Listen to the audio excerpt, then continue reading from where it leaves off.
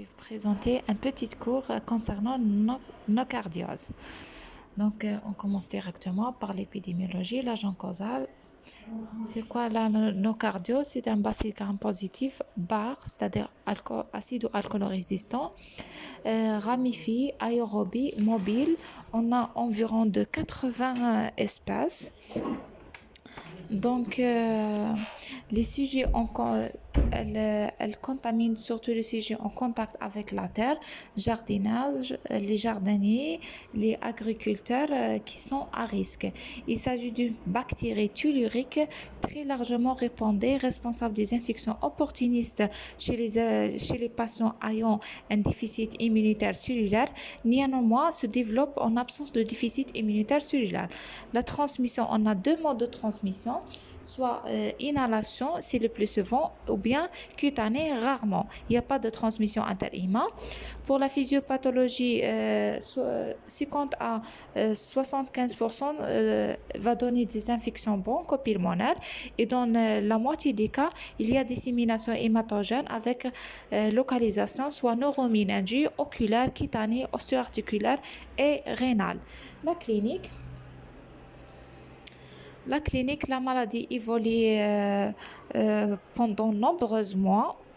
Elle donne des formes surrogées, rapidement mortelles. On a trois tableaux: pulmonaire, neuroméningie et cutanée.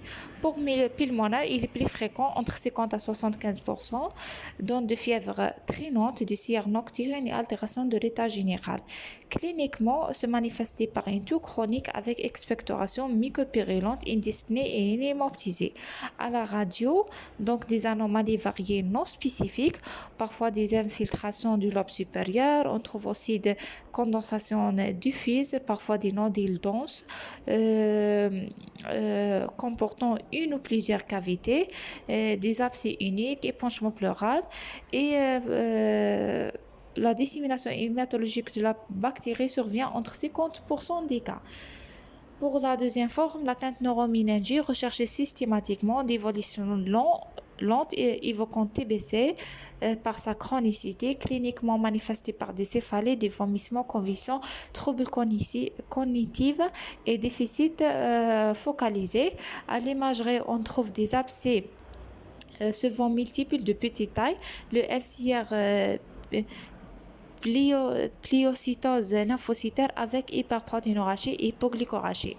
La forme cutanée, on trouve des abcès cutanés soit d'extension d'un foyer conjugué, soit des métastases hématogènes d'un foyer situé à distance et rarement primitives. Une contamination tellurique par jardinage, une plaie préexistée pouvant se constituer un port d'entrée. L'aspect c'est érésipyloïde ou nodulaire le long de trajets lymphatiques. Le diagnostic, soit par étude histologique d'une biopsie tissulaire, on trouve une réaction inflammatoire aiguë avec nécrose et abscédation, soit culture au niveau de l'expectoration LBA ou bien ponction pleurale, biopsie pulmonaire ou cérébrale et LCR. Le PCR, c'est technique rapide et identifie l'espèce. Hémoculture souvent stérile. Il n'y a pas de diagnostic sérologique. Pour le traitement basé sur les carbapinam, imipinam ou bien le meropinam associé à l'amicacine, donné comme un traitement probabiliste. Et la cotrimoxazole, c'est le traitement de choix après documentation après l'antibiogramme. On utilise la dose entre 50 à 75 mg par kg par jour. Aussi, on peut utiliser la C3G, cefotaxime ou bien ceftriaxone, amoxicilline acide clavulanique, quinolone, les cyclines sont aussi active. La durée de traitement est de 6 mois. La prophylaxe, c'est 12 mois, c'est l'organisation neuroméningée. La prévention, aucune recommandation. On utilise la cotrimoxazole administrée en prévention de pneumocystose et toxo au cours de VIH et transplantation organes n'ont aucune efficacité partielle en prévention de la nocardiose. Et merci.